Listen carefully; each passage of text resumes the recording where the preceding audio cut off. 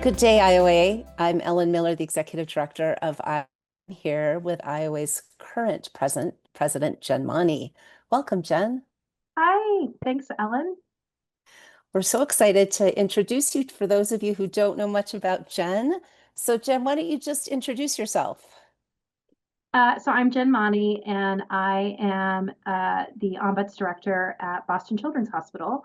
Um, we are a very large institution with almost 20,000 employees, which includes research, clinical, and administrative staff. And this is an inaugural program for them. They didn't have an ombuds program before I came in, and the program is about 3 years old. Terrific. And for those of you who weren't at conference, one of the Ally Video projects videos is from Boston Children's, and it takes C-suite leadership and asks them about the program and how impactful it is and why it got set up. And boy, is the one from Boston Children's just absolutely magnificent. So it's clearly a successful program. And so if you haven't had a chance to see that, everybody, please turn to that. You have a really interesting past that I think probably leads to making you a truly excellent ombuds. Didn't you have a BA? Didn't you get your BA in music theory? Actually, I got a Bachelor of Music, Ah, a BM in music theory and composition. wow. I had to learn to play every instrument in the orchestra. It was a wonderful experience. And in fact, since the time I was about 11, there was kind of an assumption that my professional career would be in music. Um, there were some things that occurred that made that not, a real likelihood. But my heart has always been in music and continues to be. But then after that, That's wonderful. I don't think it was a huge swing, but maybe it was a swing. I went to law school after that. Um, and I'll tell you why. It was because I, you know, had my little BM. The people weren't knocking down the door for a classical music composer. I went to our career services at my university. I had to do this test, like what color is your parachute thing. I don't know if that book is even still around. Yeah. And you do all these tests and things, and what basically came back was that I should look at a career in social work, the priesthood, or mediation. And I was like, oh, I want to be a mediator. And I want to do it in the employment context. And so I had a very singular focus. The law school that I really wanted to go to had a very extensive ADR training program. They had an excellent field placement. They had, a lot of things that at the time a lot of universities didn't have, or a lot of law schools didn't have. So that was a real drive for me. And that's actually where I first heard about ombudsing. That's amazing. That's amazing. You're not the first person I know who went to law school to be a mediator, but you are of a handful that have been successful at finding your place in a mediation practice and then transitioning into ombuds work. So then, what did you do after that? Well, so I actually practiced employment law for almost a decade, and was also doing mediation because I really loved my mediation field placement.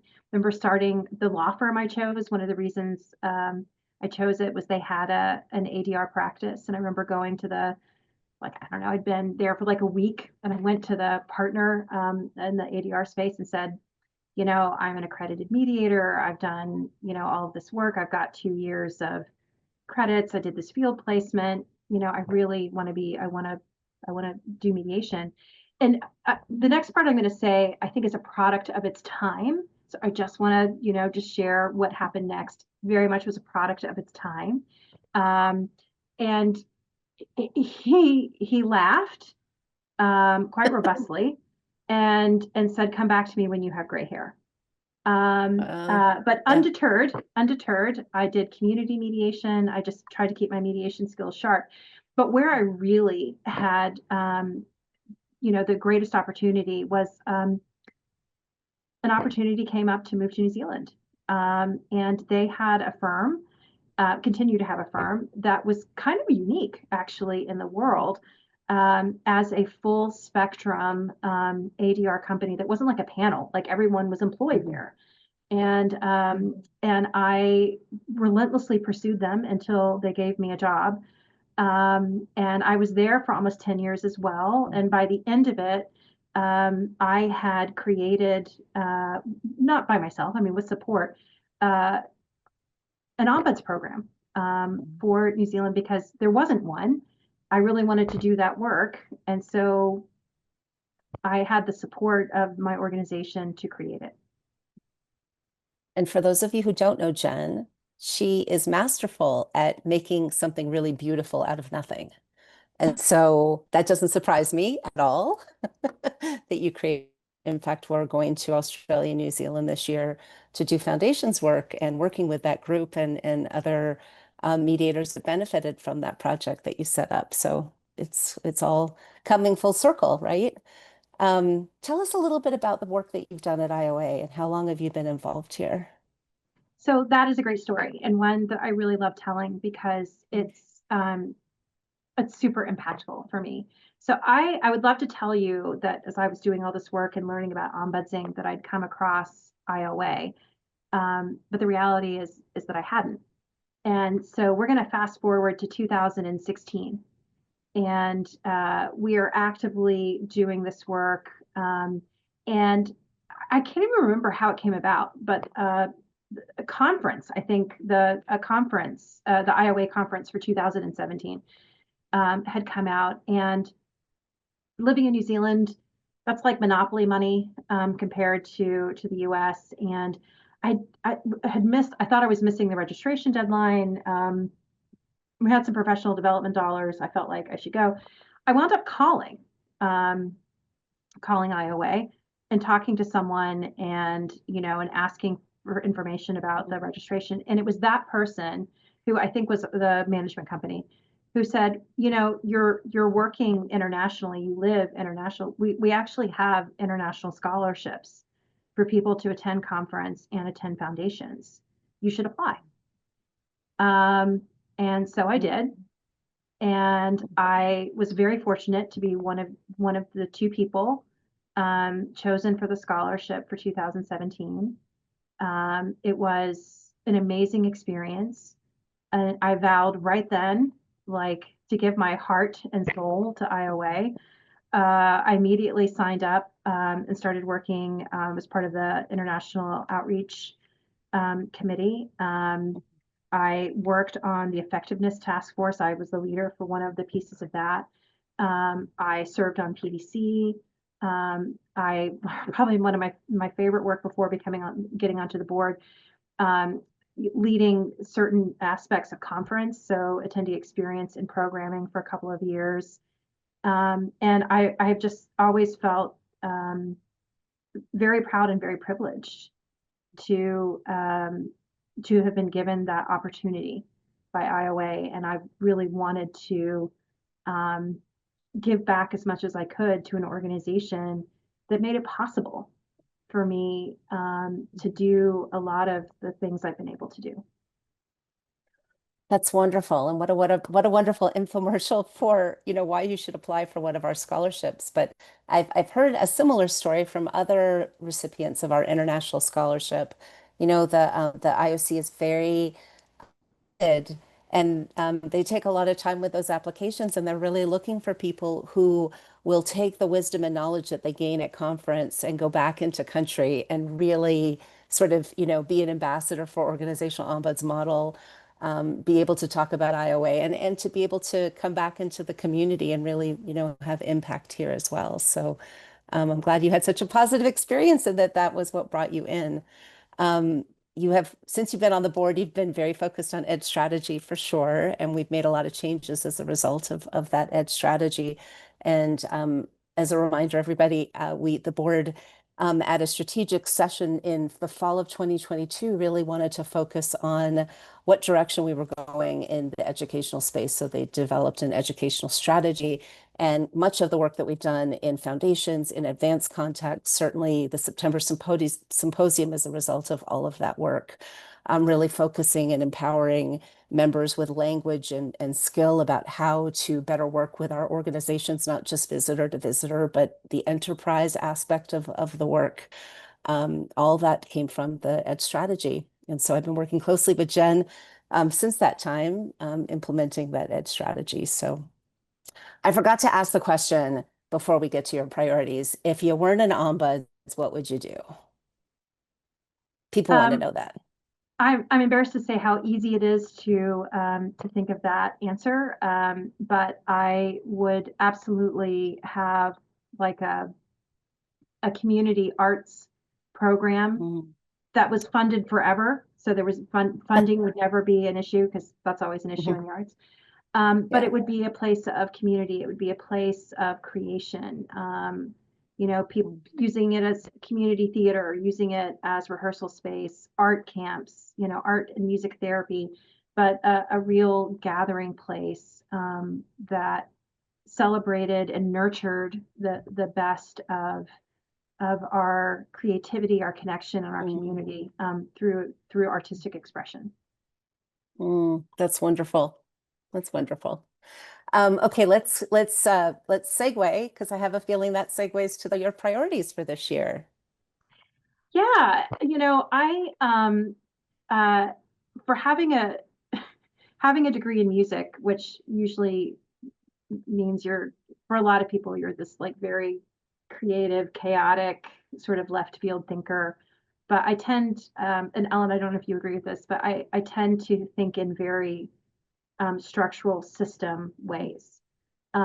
Maybe it was a way to combat that, you know, that Mm. uh, that Organize it. creative thinking. Yeah. But I share that because I think that supports, Mhm. why I have some of the priorities that I have that I think Mhm. my fellow board members agree with. The first is we have done so much work to really tighten up structurally our committees, our leadership structure, our decision making structure, which makes sense. As we continue to evolve as a profession and as an association, those are exactly the things that we want to keep focus on. I feel like we are at this maturity crux where if we could take that structural piece to the next level, and by structural, I mean, how do we get to a space where um, through decision making, through information reception, through dissemination, we really become truly nimble in a way that allows us to best support what our members need, but also how we can best anticipate and meet the market. What is it that organizations need? How can we go ahead and anticipate that so that we can build the programs and the tools and the supports that our members need to thrive? So that's priority one. Like, what more can we do structurally? Number two is I don't know if it's a priority or I think you shared like it's a theme or a vision. Um, we're fortunate. We're the largest ombuds association in the world, which I didn't know until today because you told me. We're the only association really for organizational ombuds. So there's not tremendous competition.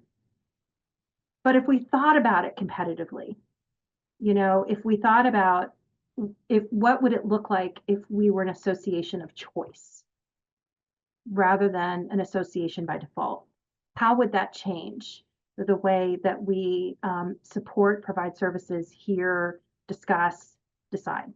So really challenging us Yeah. to think about what Yeah. does it mean to be an association of choice for us. And I would say the third one, which is a really small one, but I think is important, how do we also build in structures or systems that allow for historical continuity? We have members with such a wealth of information.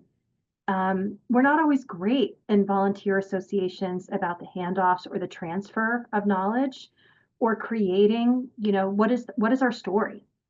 Um, because all of us can share in what is our story, regardless of where we entered the story.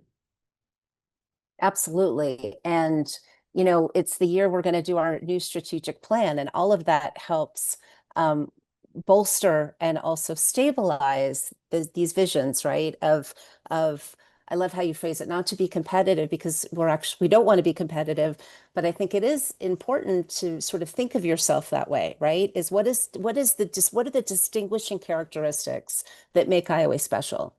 And what do we want to maintain? What do we want to collaborate with others? But what do we just, what's really, really special to us, and having a better sense of what that looks like, as well as whatever our new strategic plan will look like, I think will be such a great foundation for the lucky that I get to work with you, and it's going to be such a wonderful year. And to everybody, if you don't know Jen, reach out. She's absolutely fantastic, and you'll see her throughout the year. So thanks, Jen. Thanks for being here. Thanks for stepping up and your willingness to be our leader and be president for this year. And more good things to come, more updates throughout the year. Thanks, everyone. And hey, IOA.